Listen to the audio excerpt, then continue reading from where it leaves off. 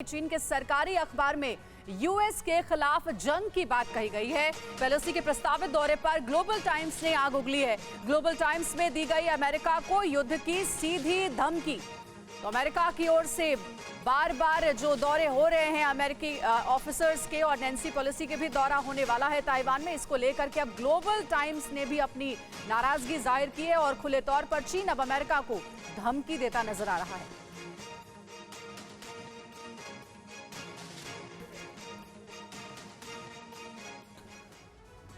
और देखिए एक और बड़ी खबर, चीन की ओर से अमेरिका को आधिकारिक चेतावनी तो दी ही गई है। सरकारी अखबार ग्लोबल टाइम्स ने तो और भी ज्यादा जहर उगला है। आइए आपको दिखाते हैं इस बारे में कैसे अमेरिका को युद्ध की सीधी धमकी दी है चीन ने। नैन्सी के दौरे को चीन भड़काने वाली कार्रवाई मानेगा। इसके जवाब में चीन कोई भी प्रतिक्रिया दे सकता है। अमेरिका की प्रतिक्रिया में सैन्य जवाब भी शामिल होगा, यह कहा जा रहा है। इसके अलावा कैसे ताइवान पर अमेरिका और चीन में टेंशन है, ये देखिए। अमेरिका ने हाल ही में ताइवान को बड़ी मदद का ऐलान किया है। ताइवान को अमेरिका 108 मिलियन डॉलर्स का हथियार दे रहा है। चीन इस अमेरिकी फैसले से पहले ही बेहद चिढ़ा हुआ है और इसी वजह से चीन बहुत ज्यादा उसको धमकियां दे रहा है। पेलोसी के संभावित दौरे ने आग में घी का काम किया है। देखिए, इस पर बात करने के लिए हमारे तमाम मेहमान जुड़े हुए हैं और हमारे साथ इस वक्त डॉक्टर सुमित कुमार झा भी जुड़े हुए हैं। आप फॉरेन पॉलिसी एनालिस्ट हैं और बहुत अच्छे से समझते हैं चीन और ताइवान के इस टेंशन को। सुमित, क्या लगता है आपको, ये केवल एक रेटोरिक है? जिस तरह से ताइवान के मुद्दे पर कोई भी देश उसके साथ खड़ा होता है तो चीन उसको धमकियां देने लगता है, या आपको इस बार कुछ सीरियस लगता है मामला? नमस्कार, मैं इस चीज को दूसरे परिप्रेक्ष्य में देखने की कोशिश करता हूँ। जी, ये समझ रहा हूँ कि जब अमेरिका के स्पीकर ऑफ यूएस रिप्रेजेंटेटिव जब ताइवान की यात्रा करने वाली हैं, ऐसा लग रहा है, इसका मतलब यह है कि चीन कुछ गंभीर रूप से ताइवान के विरुद्ध करने की कोशिश कर रहा है। वरना इस समय यूएस रिप्रेजेंटेटिव स्पीकर की विजिट ताइवान में होना, जबकि अमेरिका यूक्रेन के युद्ध में उलझा हुआ है, संभव नहीं दिख रहा। इसका मतलब यह है कि ताइवान के विरुद्ध चाइना कुछ, आप कह रहे हैं कि इस बार मामला सीरियस है और चाइना इस बार कुछ कर जाएगा, और इसी के लिए ये यात्रा ऐसी है जो पता चल सके कि क्या स्थिति है ताइवान की, चाइना क्या आवाज आ रही है। अब तक आप ये कह रहे हैं कि इस बार मामला बहुत सीरियस है, पहले की तरह नहीं है और इस बार ताइवान पर चीन कुछ भी कर सकता है, कुछ भी करने की कोशिश कर सकता है। और इसको मैं प्रीएम्प्टिव विजिट के रूप में देख रहा हूं कि ताइवान को किस तरीके से सुरक्षित रखा जाए। ठीक,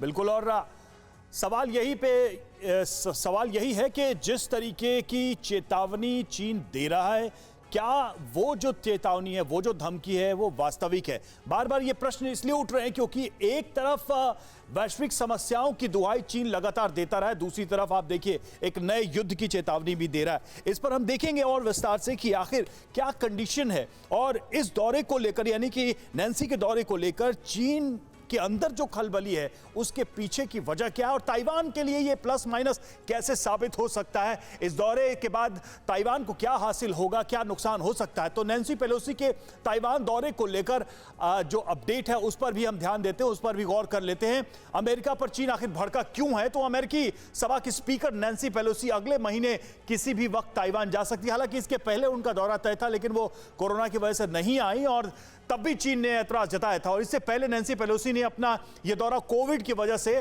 टाल दिया था, यानी कि यह दौरा पहले ही होना था।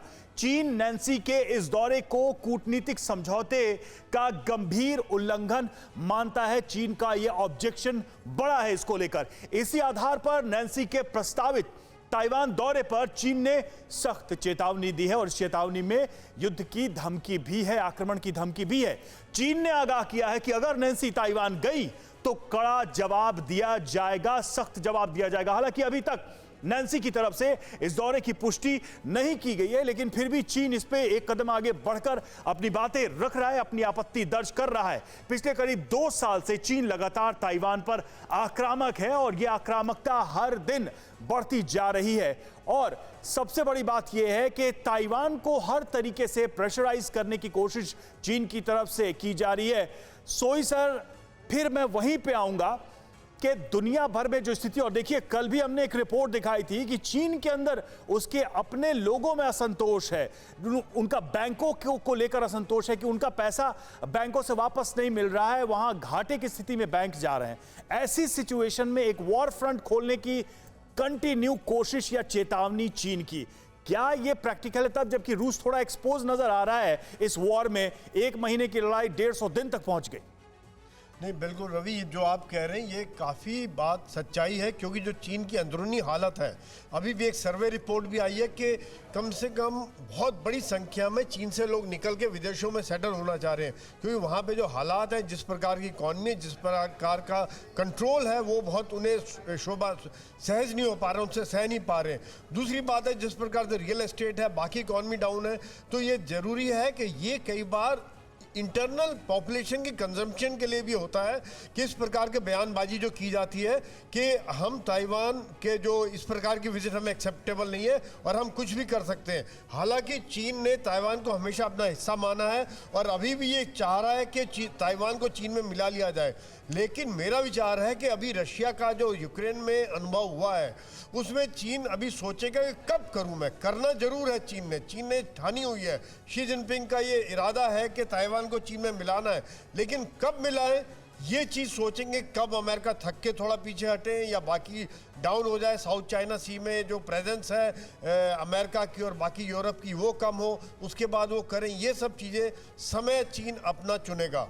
रवि जी, तो ये लेसन हो रहा है कि इसलिए वो रूस यूक्रेन युद्ध देख चुका है तो इतनी जल्दी हमला नहीं करेगा।